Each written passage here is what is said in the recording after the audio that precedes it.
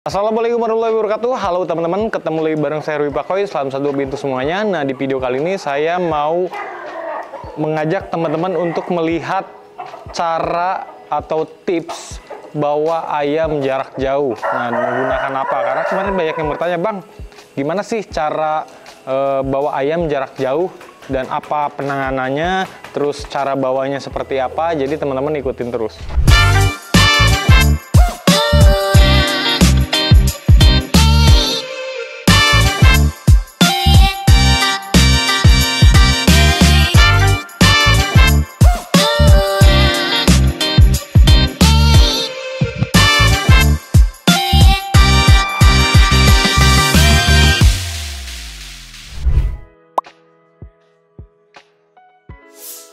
Nah teman-teman, untuk tempat penyimpanan ayam selama perjalanan itu sangat berpengaruh terhadap kondisi si ayam teman-teman. Nah untuk kisa ini biasanya digunakan untuk perjalanan yang di bawah 3 jam teman-teman. Nah kalau misalkan menggunakan kisa untuk perjalanan yang di atas 3 jam itu sebaiknya saya tidak rekomendasikan, karena si ayam akan sangat capek, karena ketika ayam di dalam kisa ini dia menekuk, tidak bisa melakukan pergerakan banyak, sehingga tentunya si ayam tidak akan prima kondisinya teman-teman ketika sampai di lokasi kontes teman-teman gitu. Jadi sebaiknya untuk kisa digunakan untuk jarak dekat maksimal 3 jam. Nah terus bagaimana untuk perjalanan jauh? Nah untuk perjalanan jauh, kalau untuk kirim-kirim ayam biasa saya menggunakan kotak standar teman-teman. Nah kotak standar ini biasa saya untuk pengiriman ayam jarak jauh teman-teman, mau lintas pulau, mau lintas provinsi gitu.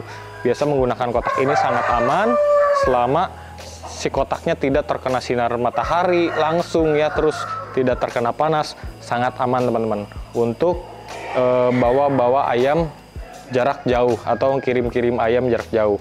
Nah kalau misalkan untuk bawa ayam jarak jauh untuk kontes, terus untuk ayam dipentasin gitu, biasa kotaknya itu bukan memakai kotak standar. Kalau saya pribadi biasa menggunakan kotak custom teman-teman. Nah ini saya bikin custom ya kotaknya teman-teman. Ini tingginya pun sekitar 65 ya teman-teman. Jadi terus lebarnya juga lebih lebar, teman-teman bisa lihat ya dengan kotak standar untuk pengiriman ayam.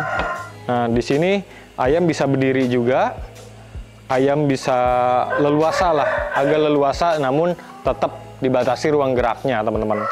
Nah ini biasa saya pakai untuk jarak jauh ketika kontes keluar pulau ataupun lintas provinsi teman-teman ya. Kalau misalnya lintas provinsi kayak kemarin ke Jawa Timur, saya menempuh perjalanan sekitar 12 jaman, itu kondisi ayam tetap prima ya teman-teman.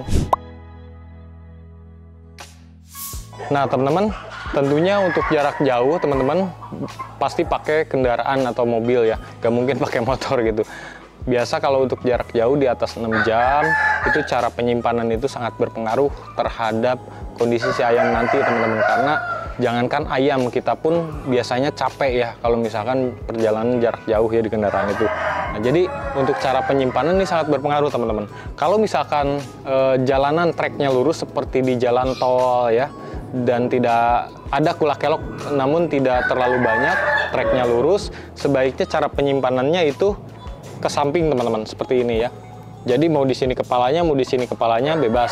Yang penting arah kepalanya itu ke samping, karena si kendaraan itu akan lebih banyak goncangan ke depan dan ke belakang pada saat di jalan tol. Karena ketika rem otomatis saya akan ke depan, ketika digas akan ke belakang. Jadi untuk menghindari itu sebaiknya ditaruh arahnya ke samping untuk perjalanan yang treknya lurus. Nah kalau misalnya udah di tol nih, perjalanan trek lurus, kemudian kita masuk jalur biasa, biasanya saya rubah posisinya teman-teman. Kalau misalnya jalannya kulak kelok, ketika masuk jalur biasa itu posisinya saya rubah ke depan seperti ini, karena ketika jalan kulak kelok si ayam akan mengalami goncangan dari bantingan setir ke kiri dan ke kanan teman-teman. Jadi untuk meminimalisir itu dirubah posisinya gitu, kecuali kalau di tol dirubah lagi ke samping. Kira-kira seperti itu teman-teman. Nah apakah perlu ayam itu dikeluarkan ketika kita istirahat di rest area atau di perjalanan sekitar 2 jam. Ya itu sih disesuaikan lagi sama perawatan masing-masing, mau dikeluarkan di tengah perjalanan boleh, misalnya biasanya diumbar-umbar gitu, dikasih air minum boleh, nggak apa-apa gitu.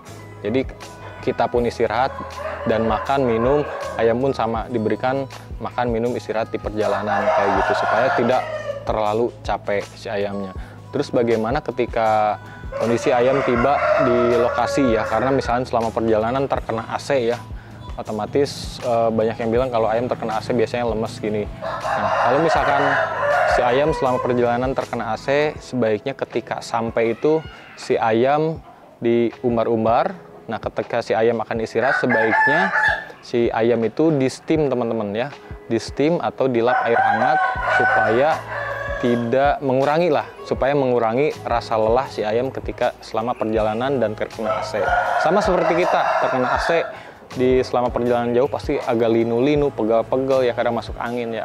Hewan pun sama merasakan apa yang kita rasakan. Kira-kira seperti itu. Semoga video ini bermanfaat. Sampai ketemu lagi di video berikutnya. Saya Ruby Okal, salam satu hobi.